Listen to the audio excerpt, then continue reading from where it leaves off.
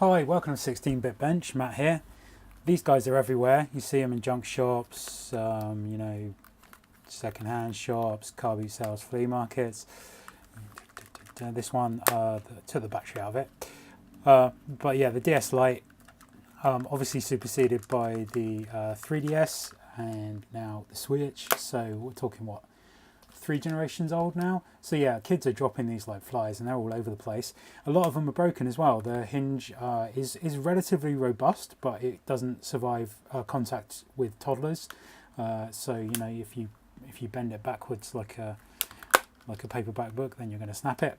So yeah, these guys get killed quite a lot. And the most common one you're going to find is the pink one for some reason. No one really likes to keep hold of their pink ones. But anyway, so there's a thing you can build out of this, and it can be called like the GameBoy Macro or Macro Advance, or there's a guy on Instagram called Joe Teach, and he designed something called the Neon Advance, and the Neon Advance is basically one of these with an LED in it and using different coloured case parts to kind of make a nice effect. It's super easy to mod one of these into a Game Boy Advance if the top screen's broken, and that's exactly what I've done. So here we have what I'm going to call, for absolutely no reason, the Argon Advance. So this is just working to basically Joe Teach's template, and the essential difference between this and the Game Boy Macro or the Macro Advance is that I haven't removed the posts for the upper screen. They're still there, and I haven't bothered to fill in this DSi hole. So what they use is like an acrylic modelling clay and just fill these holes and then sand them down. If you're really good at it, you can get it looking really nice, but you still have to spray paint the whole thing, and spray painting plastic, especially for handhelds, is not really something I like to do if I can avoid it, because it wears away and it's in your hand, so it can come off on your hands eventually. Yeah, so super easy to make one of these. There's just a couple of things you need to be aware of, and I'm not going to do a how-to on how to make them. I am linking in the description a guide on how to make a macro, and you can just take the extra points that Joe Teach does, and that's this light bar here, and sort of add it into your build if that's what you want to do. So to make one of these, what you're going to need is one of these, and I would ideally suggest you get one that has a broken upper screen. Do not kill one that's working, because I can reskin this pink one and make something really funky out of it, and I don't necessarily want to kill that. So yeah, get one that's broken. This one had a dead upper screen, so that's why it's now this. To take it apart, follow a disassembly guide. You can find one on iFixit, but it's really easy. There's 6 screws on the bottom here, 2 are under these white pads, and then that'll take the back shell off, and then there's only 2 screws that hold the main board down.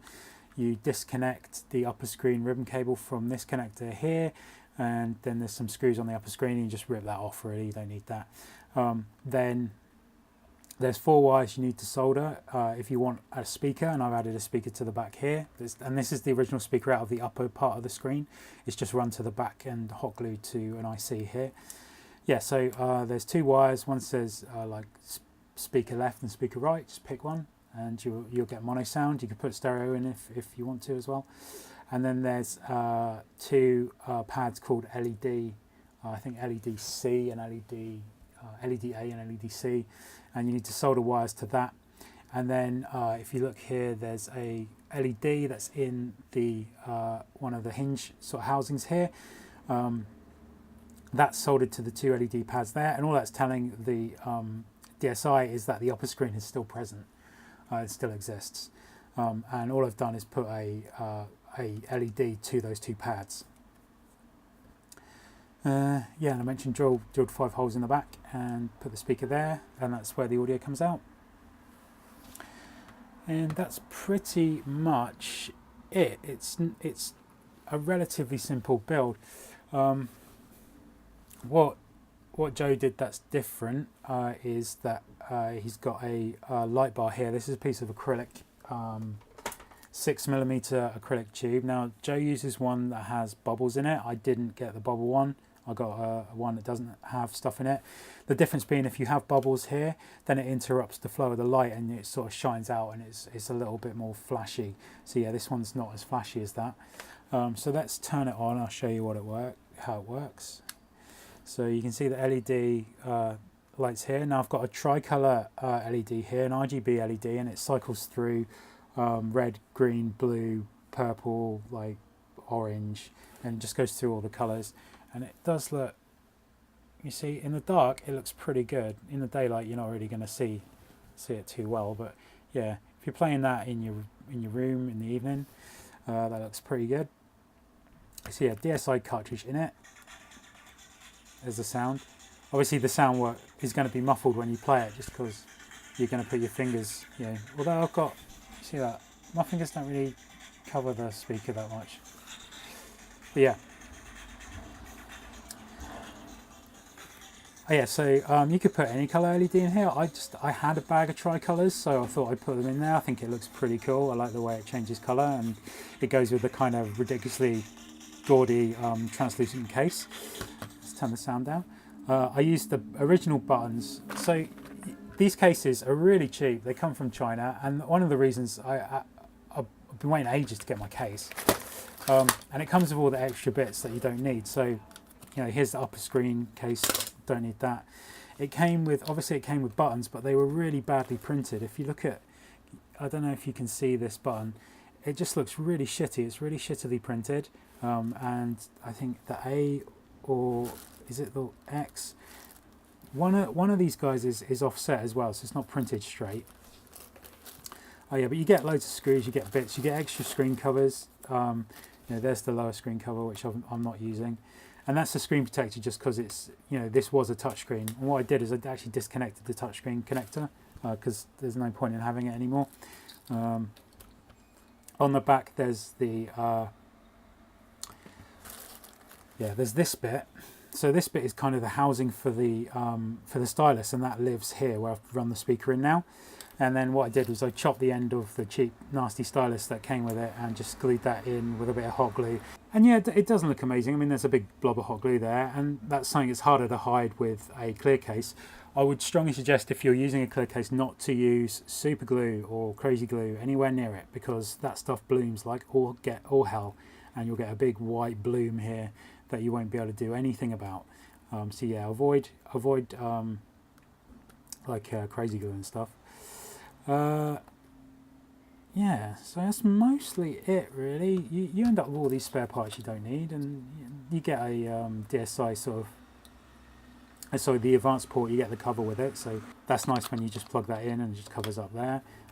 You could get a dummy DSi cartridge and kind of put it in there if you really wanted to, if you want to have a dust cover or something there, that would probably be fine. But yeah, super easy build. Took me an hour, not much more, to do that. Threw the old case away because it was super filthy and scratched. Yeah, all you need to do is just be careful with this connector really, and that's pretty much it.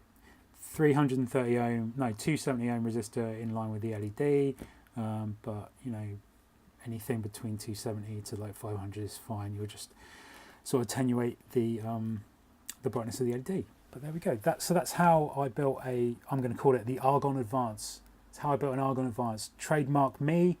All royalties due to me. Obviously, I'm going to be a millionaire from this idea. If you want one, get in contact. I can always make one. They're very easy to make. You can try it yourself, really. But if you get stuck, I'm here to help. So yeah, if you found this video useful, please like and subscribe. Follow us on Facebook, Twitter, and Instagram. There's pictures of this on there as well. If you are looking to get one of these, drop me a line, or you know, look up Joe. But obviously, Joe's things carry a lot of kudos now. They're super expensive, so yeah. But yeah, anyone can make one of these. Don't feel like, you know, you just need a soldering iron and moderate solder skills. You don't need to be a genius. Anyone can make one of these. Super easy thing to do out of a broken DS. And like I said, DS Lites are everywhere. So yeah, thanks for watching the video, and we'll see you next time.